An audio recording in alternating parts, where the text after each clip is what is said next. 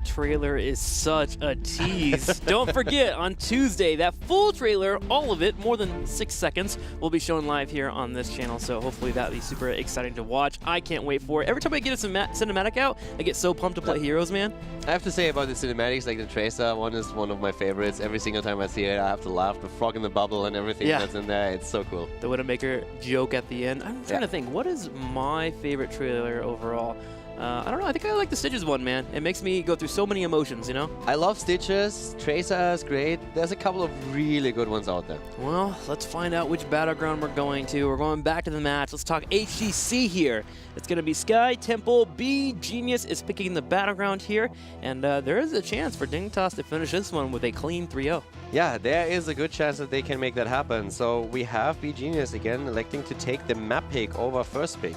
I'm trying to think here. What did they run the last time they were on this map? I felt like beGenius had a lockdown composition that was actually doing pretty well for a while, and then they just started to fall apart. Let's see if they can actually pull that off here on this battleground. Again, I want to see the early aggression from beGenius. They ran it in the past, it went really well. So far, they've been running Dehaka, which naturally lends itself to be a bit more reserved. Without consulting my notes here, I think the last time we saw them here was when they were playing the Meridian and Zarya composition. Yeah.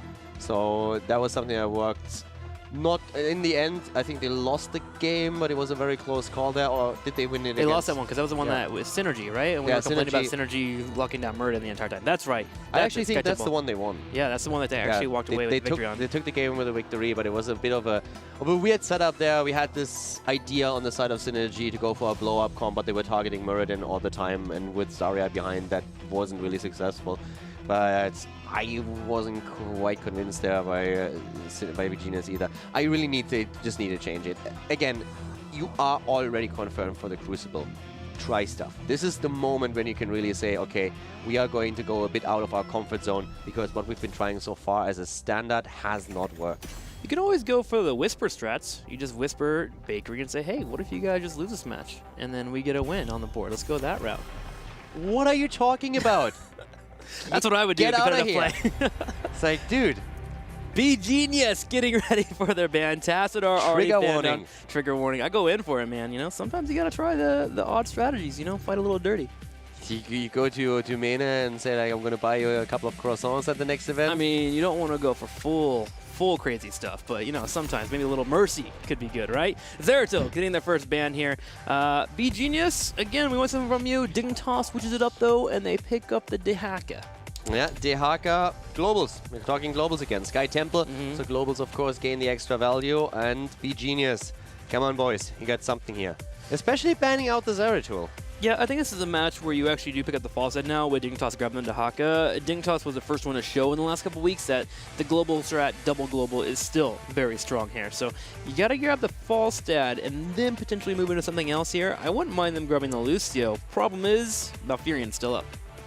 I would not mind them going full Clown Fiesta at this point, to be honest with you. Not in the sense that just throw random stuff out, but go for something out of the ordinary. Wonky, yeah. Go for a push strategy. Go for some kind of like cheese strat in the back. And this is a map where for example, we had Morales trying to go for a medevac strategy where you go in and you snipe keeps. Do something that could work for you, because every time we see them try something extremely normal, it just backfires completely. This is a strong start into the draft, no doubts about that. Arthur's fall stat, but here comes the Abathur again for Dignitas and the Lucio. Very reminiscent of the last game already, that Lucio and Abathur combo. Dehaka adding an extra global on top of that. Dignitas wants to play the macro game. Is Abathur back? This is the 4th time, I think, in the last 2 weeks that we've seen the top 3 run Abathur. Abathur has definitely a place in the meta. It feels in the games that we are seeing here right now, it also plays a role who we are facing. Dignitas feels very confident going into this game, but Abathur definitely has a place. With Greymane making such a jump in priority, you always can pick an Abathur and really threaten that double Greymane play. But you have, of course, problems with that, and we've seen that attempted to exploit when it was Fnatic who were trying to play the Abathur comp, and all of a sudden the Lost Vikings appeared on the other side. So trying to exploit that this weaker early game. There's definitely strategies you can use against that, but Abathur is definitely a hero that we could see a bit more often now that heroes like Greymane rise in priority again. Okay, well, beGenius thinking about that Greymane right now and possibly the Zul'jin once again here. They have to figure out which one they would like to ban out and not have to face off against. If you're wanting to run multiple tanks here, it might be better to ban out the Zul'jin, so they're going to go ahead and ban out Zul'jin to make sure they don't have to deal with it, but the Greymane is still available. And again, if you guys are looking at the Zul'jin ban and you're a bit confused by that and you're just looking at it saying, hey, I don't really understand what's going on here, it's mainly because Abathur together with Zul'jin can be really strong. The increased attack speed is already brutal. If you have a double Zul'jin coming in, he can just simply chunk the tanks away, and Dignitas has shown exactly that just recently. So this is something where beGenius just has done their research. They know that with an Abathur on the side of Team Dignitas, that is a valid threat against them. Their front line is always a bit weaker normally. This time they actually have a very cool tank here. Arthur's very beefy, but they just don't want to deal with a double Zul'jin that other teams fell to already in the past. You know, piling on top of that, just naturally looking at the Lucio being available here too. Lucio is one of the best healers for keeping Zeratul or Zul'jin around that mid 50% mark he wants to be for that attack speed. And then you also have the panic button for the shield barrier at the very end if he has to pop that Digno. So Zul'jin just works naturally with the comp for Dig. Yeah, and let's not forget that one of the big benefits of having Lucio is the movement speed. And oftentimes when you have a Zul'jin, disengage is one of the issues you have. This is mitigating that problem. All of a sudden, Greymane coming into play. I like that. Greymane definitely a good pick for them. Bringing the Charism into play now too. Okay, so we're getting our wonkiness now here. You get a lot of damage with the Charism. You get the potential to save your teammates too if there is ever a person that does get burned down. Also, if you really want to, if you go in for a hard engage, drop 7-sided strike, and with an Abathur being on the field, that's one less body being available, especially a tank. So there are possibilities here for beGenius. Johanna and Vala being used now. Vala turning into that hyper carry once again, being supported by two heroes, Lucio and the Abathur, having two frontliners. So this is going to be pushing out quite a lot of damage on one hero. Vala is going to be the priority target for beGenius. If Greymane can take down Vala, they have a very good team fight ahead of them. I'd like the two pickups here for Team Dignitas, the Johanna and the Vala. Both are just great with Abathur. Johanna being in the front line, being tanky, getting an extra shield, and also poke damage from Abathur can be great for diving those back lines. And then Vala at the same time, getting a hat is always great. When I'm hatted as a Vala from an Abathur, oh, it feels so good. And while we're talking about this being a 2-0, Dignitas dominating this, I really want to use this opportunity to once again just invite everybody to learn something from this. Look at the compositions that are being played and try to translate that into your own Hero League games. Get rid of that triple backline BS that we oftentimes see. Still, the meta has changed so much. A lot of people argue that this is HGC teams, you can only do that on the high competitive level, but it's really the strength of the composition as is. Melee heroes are gaining more and more priority. We oftentimes see triple melee now. A double tank is more or less the standard, and even if you don't want to commit to a double tank, go into a single tank, have another melee at your sides, either an off tank or you can go for melee assassin. But these triple backline strategies, they have been out of meta for so long, so if you want to improve your own Hero League rating as well, start to just like shift your own thought process a bit. It's going more and more towards a single hyper carry supported by a lot of either supports or tanks, or you have a double backline, but that's mostly it. One AA attacker for the sustainable damage, and then a mage for just a bit of heavy burst that you can provide in team fights to drop a target. Yeah, basically learn the control game, because that's where the meta really is right now. Controlling fights, finding a small edge, and then being able to exploit it and push that element as far as you can due to being robust because you have multiple tanks, or of course the supports to cover those band-aids. Now, looking at this draft, you asked for some Clown Fiesta, we get a little bit of some Clown Shoots here. We get Illidan, we get Charism, and we get Greymane. We get Dive Comp, which is pretty heavy, and the pickup on Falstad, taking away that Mighty Gust away from Dignitas, allows them to be aggressive against an Abathur comp. I actually like this comp. I think it's not too bad. The Charism is one of the heroes where you can argue would Orega have been better here with the setup that they're running, but of course he is one that is very mobile as well, and at the same time he has that panic button dropping a palm, so he can really help Illidan out. I think that setup for them is one of the better drafts that they had so far. I like this, for example, way more than I like what they had on Towers of Doom. Okay, well, we're ready for it. Sky Temple, Dignitas and beGenius going at it. Dignitas leading 2-0 and can possibly close out this series. Okay, over here on the left side, the honors are yours, Caldor. Starting to the left side in blue, we have Zelia on the Haka for Team Dignitas. Mena is playing Vala, JPL on Johanna. Bakery playing Lucio, and Snitch once again on the Abathur. On the right side, in the red, with the Dive City composition, Unstable will be on the Karazim watch for those punches. Danatan on Arthas to help control the fight. Erikine on Illidan, that's going to be a fun one to watch. Kirawa here for Falstad, and last but not least, Tank for the win on Greymane. So having Illidan now in the game is pretty cool. It's not really the hero that you see that often. It's a little bit of a weird way to phrase it, but Illidan has usually other maps where he really shines. On Sky Temple for the longest time he was a bit disregarded. It's not really a priority pick that often here, but we have seen him. This just hurts. Really, it's. You feel so bad for beGenius because you want them to succeed on something here, but Dignitas answers every single time. They set up in a spot here where they could rotate to top lane, middle lane, or bottom lane based on how beGenius came in for the aggressive play. Johanna with the big flank into the drag just got a Falstad kill. It's just so sad for these guys that they are really trying, especially in the early game, but no matter what they do, Dignitas just has their number. It's of course not only about beGenius, it's really Dignitas just playing this extremely well, realizing what's going to happen, that a push against structures is imminent. They make the correct rotation and then they go for one target as a unit and drop it. Dignitas doing this extremely well. You still have to send someone top lane though, because that wall is about to fall. Yeah, Abathur up there can't handle the pressure of Illidan and Arthas diving for two reasons. One, he can't put his body near that fort. And two, if he does do that, you're going to have Illidan actually dive in and dive on top of the tower and potentially kill him off. So Abathur forced to sit up there and soak passively, which allowed for 2 turrets to be taken down. beGenius, despite losing Falstad early, did get to level 3 quicker than their opponents. They did. They also dropped a couple of structures, which from a structural viewpoint is always great. So they're not just simply rolling over and dying here. But still, let's see how much of an impact Illidan is going to have in this. It's interesting to see that Karazim also went straight into the Iron Fist here. Once again, Celia moving in, Danatan, there's still no drag. Nice timing, going for it, and Arthas is going to fall. Yeah, okay. That would have been very surprising if you got away from this one. But then again, they get the kill. Mena now with the punishment on level 4 as his talent. And also I like that JPL adjusted his build a bit.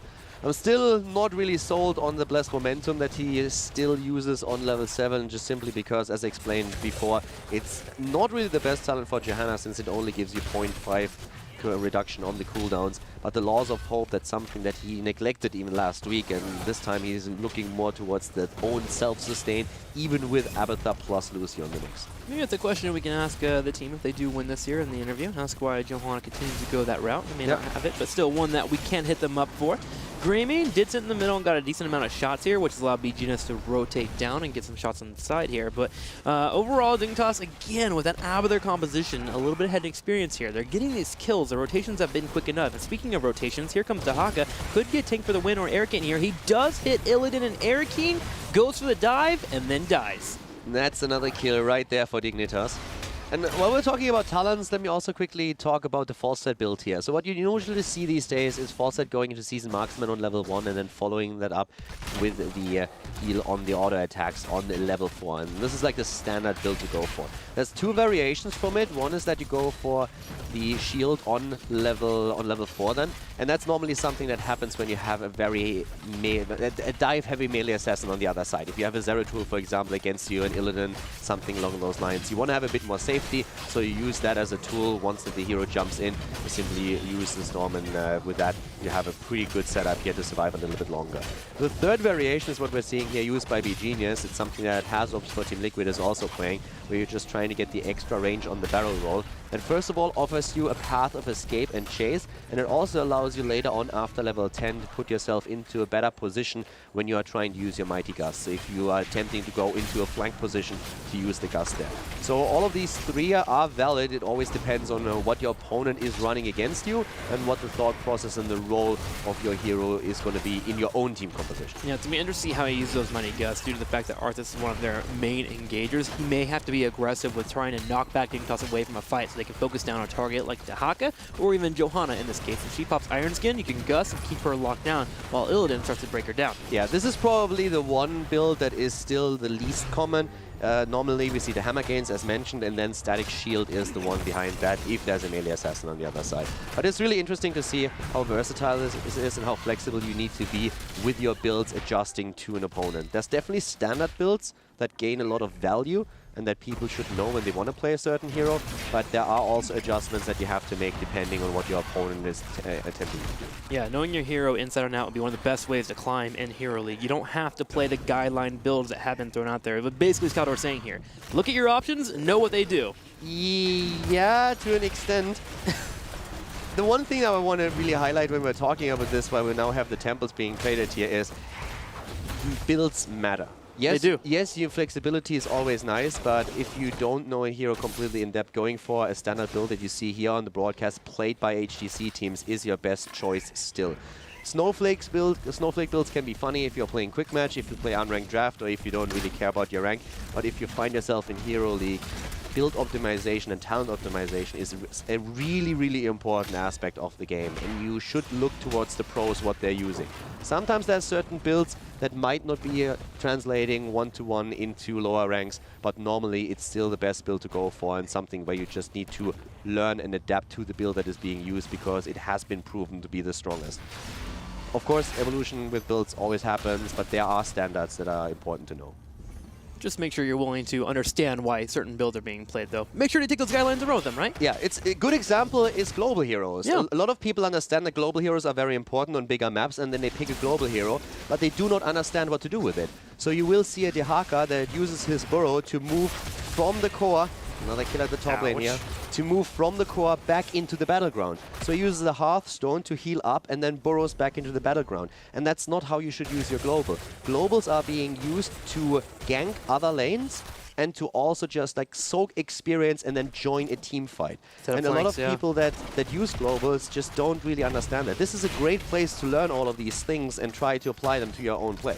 All right, well, we'll see if Dignitas will use the globals, as you mentioned there. They actually have the pressure on the top lane, and they have in the rotation, so they've gotten many kills here by bringing the Dahaka in for an aggressive play. Now, that does require a bit of communication, but if you ping a few times, you can definitely let your teammates know, hey, I'm coming in here, let's get a takedown. Now, with this batting pass level 10 here, we're starting to get to a point where we are in mid-game. Forts are starting to fall apart. Dignitas does have the lead on towers as the top fort and the middle fort are low on health. beGenius continues to hang in there, though. Look at this. Here comes the hunt. We have Hinterland Blast. Oh, nice dodge there. So I was just about to talk about the synergy here, but Zelia is falling. That was well done. And they take the copy down on Snitch. But look at the talents that we have for beGenius on level 10. They have the hunt and they went Hinterland Blast. So what they're trying to do here is they hunt in, they use the Hinterland Blast on the stun target. Greymane goes for the throat and they try to obliterate them. They also can use Syndragosa. So this is them trying to roll over an opponent. And I love that they commit to it, because this is one of the things we've been talking about the entire time. Be a little bit more aggressive and just try something. Everything beGenius has here screams offense. The hunt into the Herald Blast and their Ghost on keeps. They ever get a boss. You have Karazim here with the 7-sided strike. They want to blow up targets, which is one of the best ways to beat an their competition. If you take out one member, as mentioned, suddenly it's not a 4v5, it's a 3v5 in a sense. If you're playing a lot of quick match with friends, one of the things you can do is an old school alpha composition where you go Tyrael, Falstad and Nova. And the only idea behind it is every single fight that you approach starts with Tyrael going in with a judgment, locking a target down. They have Falstad, Hinterland Blast immediately after that and a precision strike. Just blow that target up. If you're playing on a little bit lower leagues, then there's a good chance that your opponent's support doesn't use cleanse properly, and that's a guaranteed kill for you. The higher you of course go, the more these compositions fall off, because support play on the other side becomes better and better. But this is something that beGenius is more or less trying to do here right now. They are trying to just get these insta-kills to turn it into an early 4 versus 5 and then carry the team fight from there. You just put a tear in my eye, man. You just mentioned the Nova composition. I'm so proud of you, Caldor. And I mentioned it where? In quick match. Where it belongs. Fair enough, fair enough. I mean, it's good against Probius. You so keep doing that snowflake out there. All snowflakes are perfect, man. They told me that when I was younger. They told me I was special. They did. They did. All right, well, 14-13, beGenius has yet to have an opportunity to actually use this composition, this blow-up comp, actually very well. Dignitas has been playing very reserved. If anyone is ever exposed, it's usually the Johanna, and Johanna is the one that can walk away from the hunt to drop the Iron Skin, and that completely negates the Hinterland Blast follow-up. So Dignitas is holding on here. Dehaka also did it really nicely when he immediately went for the burrow. So Zelia already showing his own skills off. He died in the end anyways, but it looked pretty cool when you saw the immediate hunt coming in. and that backfiring a bit. But Dignitas is still in a decent spot here. If you look at the minimap, we see beGenius fighting back. They lost most of their forts here, but at the same time, we also see that Dignitas lost the one at the top, the one at the bottom, the one in the middle is still very low. And at this point, it really becomes about boss play, about the next objective. And Dignitas is, of course, aiming for an earlier 16. And then, with that, they could just simply try and aim for a boss. Okay, Zelia comes in, hits the Dragon Arthas. There's the Hinterland Blast. Not quite out yet. We're going to see if it's going to hit here. It should be hitting on here where they can group up multiple people, but Gearbot doesn't go for it, and Arthas just dies. Another reason why Illidan picks Hunt is that he wants to have a pseudo-global. With the cooler reduction on your auto attacks, what you have is that you can simply hunt into a fight whenever you need to, and you can then take the offlane. So he acts a little bit like a global hero. The problem is that the fight was happening so far down the map that Illidan couldn't hunt in yet. You could see him moving from the top a little bit towards the middle, attempting to hunt in. The problem was Arthas died too fast. So Illidan couldn't make that move in, and then decided to stay at the top and simply push. Yep, so instead he goes for the push here. He's trying to get 16 for his team, while Dignitas just runs down the runway here, sashaying away, attempting to grab the keep here, get it down to 16, and start looking at the keep for some damage. Now, beGenius does have some solid defense for bosses, Greymane, Arthas in particular. You have Karazim that can knock it down. So Dignitas gets a big push on the bottom, and with the temples activating in 10 seconds, they reserve the right here to set up and grab those instead. So, 16, any second now. beGenius is starting to grab that talent, and then they could force these fights again. At this point, things are still looking okay for them. They have not lost the keep yet. They're still fighting here for their chance. This is one of the closer games that we had, even though the death count doesn't really tell the story. That it does not. Now, beGenius, if they are going to make a play, now's the time. Yeah. Unstable, moves in. Starts punches on DPL. Here is the hunt. There's the Hinterland Blast, and the combo works. And they go in for the kill. They take down Lucio. He doesn't have that cleanse. Mena also falling here. This is exactly what we talked about. A triple kill. beGenius is back. That was a great play here. The lack of cleanse not working out there. Dignitas unable to survive, and now beGenius going for the keep, and they might go for the win. This is okay. What? Arakeen? Come on, man. Come on, dude, you're better than that. He could have jumped out of this one, I think. But they are, with Illidan, they could have finished this, I feel. Yeah, if they had Illidan and he would be healed, they could have finished it. Now Zelia is trying to get another kill there, but they get the keep, and that was important. But here, the lack of cleanse on the side of Dignitas comes into play. We talked about it earlier with Tyrael as an example with Judgment Place. For the Hunt, the same is true. If you don't have a cleanse on the other side, then only the Johanna can negate it, and of course the Dehaka, as we've seen earlier. But that was a great play. The keep has fallen. They missed the opportunity to go for core because Illidan died. But overall, that was pretty strong. And this is the problem, though, with them actually dying on the keep there. They were going for a core call potentially, but with Illidan dying off, they were forced to retreat. Zelia kept them there with the help of an Abathur hat, which allows for Dignitas to just rotate in and continue grabbing this tower, which now puts pressure on the keep in the middle. Now, again, with the keep being down, beGenius is technically ahead as they'll have catapults going, but they've given Dignitas another chance, which hurts. Yeah, beGenius with Illidan could have ended this for sure. Illidan is incredibly strong on the core. He just has so much sustain and so much damage. So this would have been an opportunity. But still, they just killed 3 heroes. They won a very clean fight, and they just blew up Lucio. And this is also a statement towards Bakery. It's like, dude, if you just move out once out of position, we are going in for you. Syndragosa did wonders there. We had that blow-up that we've been talking about. So that was extremely well coordinated. Once that your support is off, you are having a rough time. And that's what we saw in the last team fight. Well, for now, we're going to have Dignitas working towards level 20. They would love to grab that, grabbing Mercenaries for the left side to keep in with the push, while beGenius continues to group up. Now, when does this boss spawn here on the left side? It should be relatively soon. If they're okay, it's 1 minute and 30 seconds, so that should be up by the time 20 hits. So that could be the point where we have both of our teams collide just to grab a victory. Especially since we are having 20 being so close, this is something that Dignitas is going to try and get before they engage into any battle. Ideally, they would want to just stretch that gap a bit larger so that they can make sure to have an advantage in the next battle.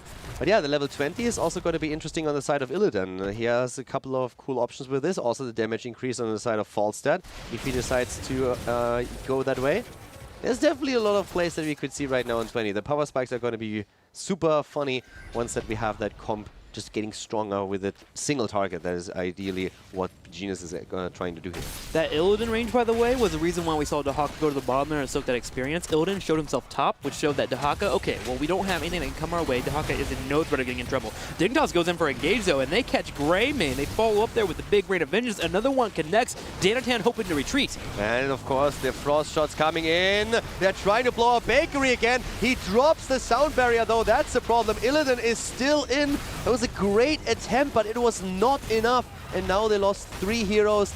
Getting that initial kill just meant so much for Dignitas. Yep, that was a Hail Mary play there from beGenius, hoping to kill off Lucio. Would give them at least some numbers in the fight, but with it not occurring, Dignitas takes out the keep, and they move towards the core, looking for a 3-0 victory. Dignitas moving towards the core now, trying to make this a 3-0. Karazim with his ult. He tries to dash out. Doesn't look like it's going to happen. It's the end of him. Karazim dead, only Illidan surviving, and he cannot 1 versus 5 here. The core is gonna fall, so does Illidan. This is game, ladies and gentlemen. Team Dignitas takes the series with a 3-0.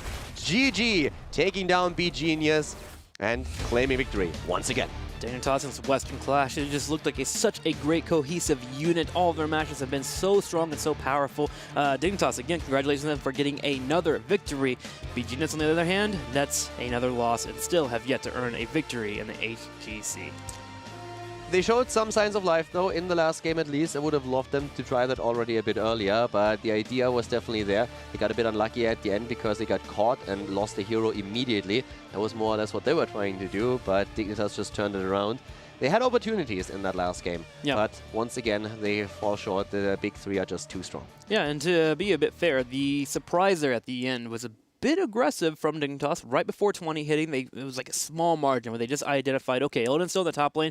Hunt, while it is pretty good, it's not an instant ability. There is a bit of a wind-up, so if you get in there and you kill that Greymane quickly, like Dignitas just did, you just immediately win the team fight. So they took a small risk, but it's one that really paid off, and Dignitas calculated it, just knowing that their opponents weren't close enough, and that is what earned them the victory, obviously. I do like that beGenius turned around and tried to go for the hunt into the blow-up on Lucio, because at that point, you're in a high-risk, high-reward situation. You're going to have Dignitas running you over, whether it be a boss or, of course, or pushing all 3 lanes that they were already doing. So the call did make sense. And if you think about the composition they played, that was the closest game out of the 3. So when they were finally in a position where they said, okay, we are going to try something here. Not something that they never shown before, but something more aggressive. We finally are going to start to take our engagements here, and we're going to play a lot more aggressive than we did on the first 2 maps. That was the map that was the closest. So in the future, I would love them to see that a bit more. Yeah, they are obviously trying to fit themselves into the meta of what the other teams are running, but sometimes you have to find your own identity before you start to branch out. I mean, look at Expert. They found their identity, and now they can play these non-meta for them, meta compositions, and they do just well. Just beGenius, man, if you're listening to this broadcast, do you. Do you. It's one of the best things that you can actually do. Just play out the way you want to play the game, and then from there, continue to expand once you get a few victories under your belt. Nothing to add there. This is also true for Synergy, for example. Yes. Synergy is another team that has a very aggressive style, a very unique style. They have a couple of picks that other teams just don't use, but it works very well for them. Yeah, and so for you at home, one of the things that you can learn about today are these Lucio anti-compositions are starting to become a bit of a big deal. You're seeing these lockdown comps with the Tyrael Judgment and now the Illidan with the Hunt into the Hinterland Blast. It's really cool to watch those. Another one that was brought up by Caldor over there, the wonderful Engage with Nova Precision Strike. These things are possible. Work with your team, communicate, and try and figure it out. Quick match. Quick match is where you learn it, but if you're feeling confident, I wouldn't mind pulling off a Hero League with a friend or two. Just, let your teammates know, hey, I want to run this. I want to go in. We have Snitch on the phone here. Snitch, thank you for joining us. Someone has his mic muted. Can we hear you? Is it not working again? There we go. We got you in there. There it is. Snitch, congratulations on your victory. Tell me about Dignitas, man. You guys, every single match are just looking better and better. Yeah, I think we've had a lot of time to gel. We're definitely still improving as a team, I think, even now. But yeah, we're definitely reaching a point where I think we can solidly say we're one of the best in Europe again. Did you have any fear of possibly losing that game there on Sky Temple whenever we had the entire blow-up happen on Lucio and Vala, and we had Illidan diving into a keep? No, I was 100% sure that I'd kill Arakin on the keep of the hat. So I was never concerned at any moment that we would lose the game here. What's it like? And I knew also that Zaylee would be able to run down and then chase everyone else away. So it was fine the whole time. Calculated. What's it like to be a god?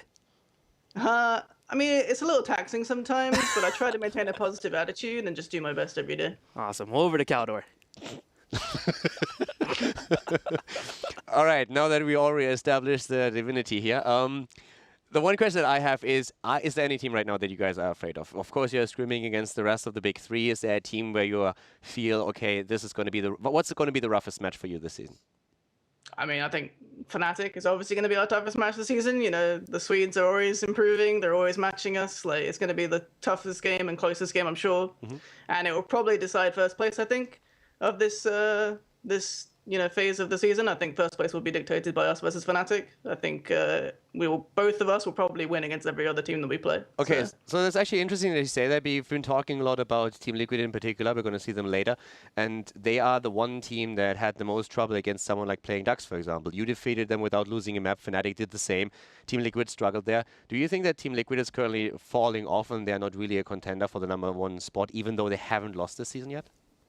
Yeah, I mean, it's hard to really say. Like you say, they do definitely look weaker against teams that us and Fnatic haven't been struggling against. But I mean, it could just be a bad day. They could be struggling with the meta. Like, it's tough to call before we actually play them.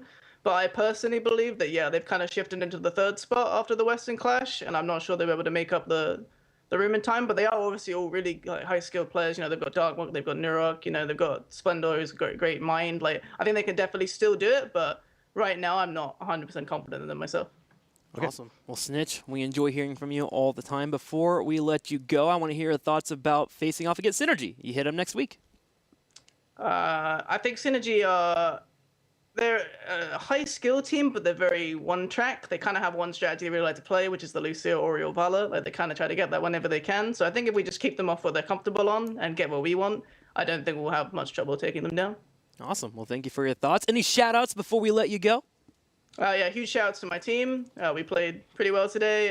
Shout-outs to Dignitas and our sponsors. If you want to see more of me, you can find me on Twitter at SnitchHots, and I'm also streaming probably late nights this week, which is twitch.tv/SnitchHots as well. So, yeah. Awesome. Congratulations to Team Dignitas for their victory today. They are just looking so stellar, man. And it's actually really interesting to hear that they believe they are up in the first, second slot, and Team Liquid has slotted down to the